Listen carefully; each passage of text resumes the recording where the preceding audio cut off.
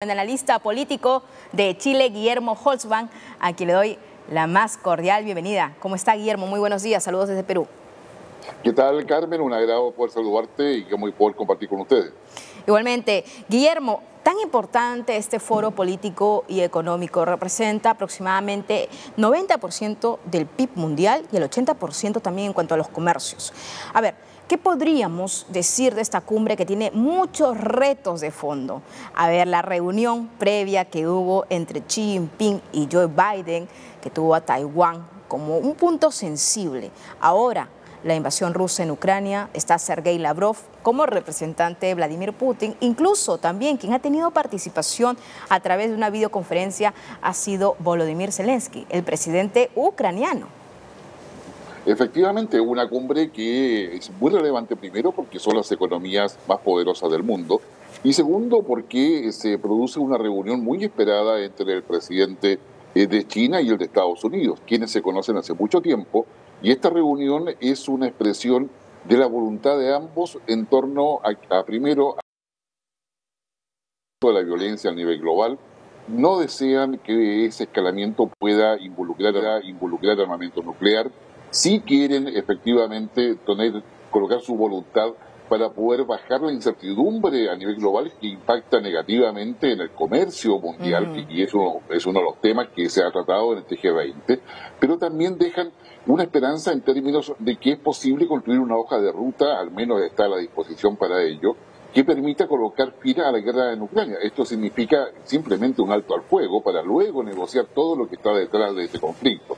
Y eso también lleva al lado, acompañado, una suerte de voluntad en términos de que el tema Taiwán queda, enmarcado dentro de un proceso pacífico de negociación y de disposición de ambos países para poder superarlo. Ahora, uno de los lemas que también del cual se habla, Guillermo, es que tiene, digamos, este mensaje, este discurso, ¿no? Si nos levantamos todos juntos. Y también tiene eso de cola el tema de la pandemia, el coronavirus, el impacto económico a nivel global, la inflación que todos los países también están sufriendo. Y no solamente eso, una crisis sanitaria con miras a lo que podría ser la crisis energética también ahí como un punto clave. Efectivamente, recordemos que en estos días el mundo ya tiene 8.000 millones de habitantes. El tema de acceso a la energía, el tema justamente de la ciberseguridad y el avance tecnológico pasan a ser fundamentales para poder saber si seremos como mundo capaces de poder asumir la sustentabilidad no solamente del planeta, sino de todos sus habitantes. Y ahí el eje alimentario pasa a ser fundamental. Recordemos todo lo que es la crisis alimentaria y de hambre que se vive, particularmente en África y en otras partes del mundo, todo lo que es el acceso a la energía que ha sido intensificado por la guerra de Ucrania, los costos asociados a todo ello, la diferencia entre países pobres y ricos, que es muy importante para el G20. Para el G20 es relevante que se supere la pobreza y que los países tengan capacidad de consumo, y que es la única forma en que el comercio mundial se sostenga. En consecuencia, acá hay una preocupación que también es compartida por la cumbre que está en forma simultánea, ¿no es cierto?, la cumbre climática, en términos, exactamente, en términos de que efectivamente se pueda avanzar hacia una sustentabilidad donde los países más desarrollados, más ricos, tengan también una responsabilidad para poder cooperar a que los países puedan alcanzar niveles mejores de calidad de vida y de esa manera sostener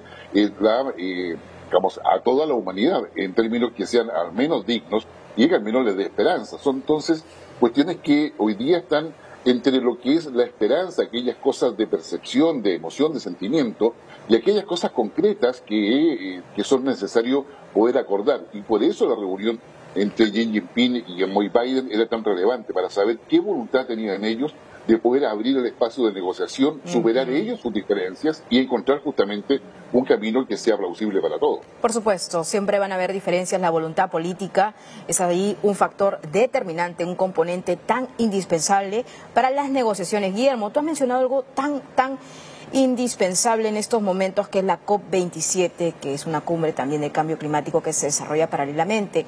Y unas situaciones también de lo que se habla en esta COP27 es acerca de ese posible financiamiento, ¿no?, de ese grupo de países, pues que podrían ayudar a países en desarrollo, a países emergentes que tienen problemas y han tenido severos daños con respecto al cambio climático, ese financiamiento, ese fondo que podría llegar pues a estos países en desarrollo. Y ahorita se está discutiendo esto y a la par la reunión de los países más poderosos del G20, más las economías emergentes también de lado, pues podría determinar y ser un punto de inflexión, ¿no? En este nuevo cambio, porque es tan importante, me parece, ese paralelismo entre la COP27 y este grupo, esta cumbre del G20, y digamos las declaraciones en conjuntas que pueden salir y las ayudas también que puedan salir. Sí, efectivamente, y las ayudas tienen que ser mucho más concretas de lo que ha sido hasta ahora. En el plano de la COP27 se esperaba de que el último año hubiese un aporte de 100.000 millones de dólares para poder cooperar, ¿no es cierto?, a mitigar el daño que tiene el cambio climático en los países menos desarrollados. Sin embargo, eso apenas llegó a los 80.000 millones. Pero sucede que de esos 80.000 millones, una gran parte de ellos fue a través de préstamos, es decir, es una suerte, digamos, te paso plata para que puedas superar todo el daño que genera la explotación, digamos, de los recursos naturales de países menos desarrollados, pero sucede que me la tienes que devolver. Y es hoy día, justamente hoy día martes, donde se está discutiendo si efectivamente hay posibilidades de generar un mecanismo que no sea a través de préstamos, pero que sí sea a través de la responsabilidad de los países más desarrollados en poder cooperar a aquellos que no lo son, para poder justamente poder mitigar esos daños y poder permitirle a estos países también sumarse a la energía limpia, que es un tema principal de la COP27, sumarse justamente a tener una mayor inversión tecnológica y generar mejores trabajos, entre varios otros temas más, que es ahí donde justamente tiene la conexión con la cumbre del G20, donde están los países más desarrollados. Hoy día los países más desarrollados tienen un compromiso mucho mayor, y ese compromiso se espera que efectivamente lo hagan realidad, y no solamente a través de esta instancia más bien financiero-comerciales, en términos de que yo te ayudo, pero tienes que devolverme la plata, sino que yo quiero ayudarte, pero para generar mayor densidad industrial en cada uno de ellos y con ello cooperar a mitigar los efectos negativos del cambio climático, pero a su vez también generar una mejor calidad de vida para la población de estos países. Guillermo, pero siempre cuando hay estos eventos, digamos desde la percepción de la ciudadanía, pues es cierto, ¿no? Tiene una cuota de apertura, de negociación, pero ¿qué tanto se pueden materializar también esas declaraciones en conjunto? Ahora, me refiero estrictamente a la invasión rusa en Ucrania. Como telón de fondo se desarrolla pues esto, pero ¿podrían los países participantes de esta cumbre marcar una agenda en común o lineamientos o plan de acción para frenar pues lo que viene sucediendo en Ucrania realmente? Esperamos que una vez ya superado lo que es la sucesión del poder en China y la ratificación del Partido Demócrata, por lo menos con mucho más empoderamiento en Estados Unidos, al menos esperamos de que se abra una posibilidad de diálogo tendiente a un alto al fuego. No se pretende más que eso, lo primero es un alto al fuego. ¿Por qué? Porque si hay un alto al fuego, ya el tráfico de armas o la entrega de armas desde Occidente hacia Ucrania disminuye.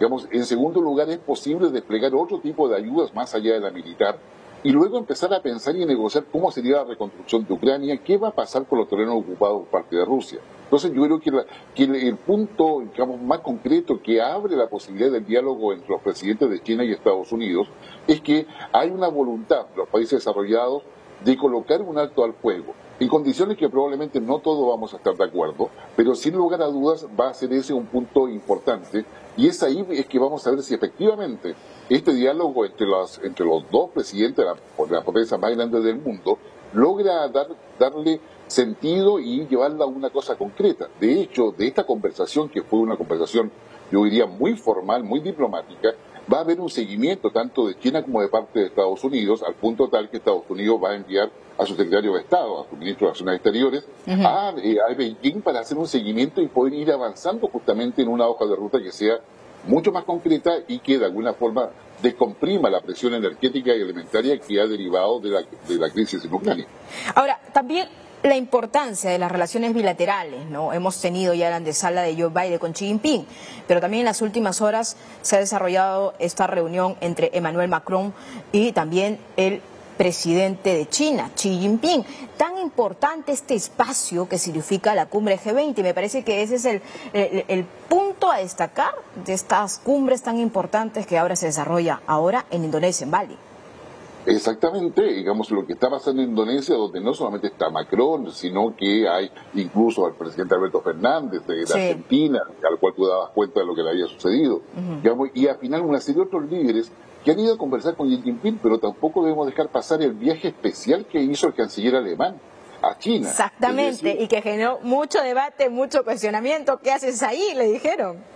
exactamente, y con lo cual digamos, se van colocando algunas sombras respecto a cuál es la solidez de la Unión Europea para poder enfrentar el futuro, de qué manera la Unión Europea se puede mantener unida. Recordemos que en el G20 también está Turquía, que Sí. es un país importante en todo lo que es el equilibrio geopolítico, ¿no es cierto?, digamos, de toda esa zona. Entonces, acá yo creo que tenemos que esta reunión del G20 va a dejar muchos más resultados de lo que nosotros esperamos. Quizás no todos los resultados que quisiéramos, pero sin lugar a dudas está siendo un momento donde todos están colocando cartas sobre la mesa para poder establecer si es posible o no desarrollar una hoja de ruta asociada a cosas concretas, que los costos de la superación de las crisis derivadas de la guerra de Ucrania o los desafíos que tiene el cambio climático no sean pagados por los países menos desarrollados o más pobres, sino que efectivamente haya un elemento de solidaridad que sea real y que efectivamente permita llegar a una suerte, yo diría, de armonía internacional, digamos, aunque sea mínima, para poder, digamos, mirar el futuro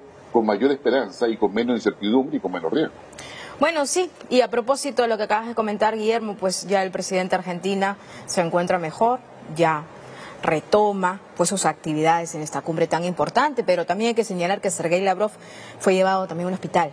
Entonces parece que Indonesia, Bali, no ha sido, digamos, un epicentro, un escenario tan propicio para algunos mandatarios, y esperemos que se recuperen y puedan seguir esta jornada tan importante. Y solamente termino con esta reflexión. Mucho ojo a estas relaciones bilaterales, porque me parece que esas relaciones bilaterales o esas reuniones que puedan tener entre los jefes de Estado o también los ministros de Exteriores que ha enviado Rusia, sabemos Brasil y también México, puedan tener pues un componente diferente para encontrar esa hoja de ruta, que hay temas que nosotros compartimos y nos afectan a todos: la economía, crisis energética, transición también energética, temas climáticos. Guillermo, ¿algo más que te gustaría agregar acerca de estos retos y desafíos que se están llevando en esta cumbre? Así es, Carmen, yo creo que hay tres cosas relevantes. Lo primero, entender que lo que pase en el mundo aquí a futuro va a depender de lo que se converse entre los líderes en el G20. La manera en que se quiere implementar y que esté en contacto con la ciudadanía está pasando en la cumbre climática. Así es. Por lo tanto, en ambos foros hay muchos temas en común que dicen relación con el futuro que vamos a poder enfrentar en un mundo que ya con 8.000 millones de habitantes necesita condiciones mínimas de energía, acceso a la alimentación, a la educación, etcétera, pero a su vez también cuidar el planeta. Y eso tiene que hacerse compartiendo muchas cosas y cooperando, quizás en condiciones que nunca antes se habían pensado.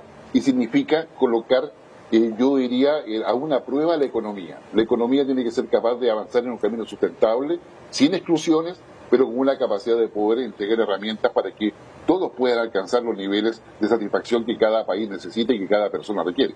Claro que sí, muchas gracias por esta comunicación siempre tan impecable. Guillermo Holzman, analista político internacionalista desde Chile. Muchas gracias por tu apreciación. No, gracias.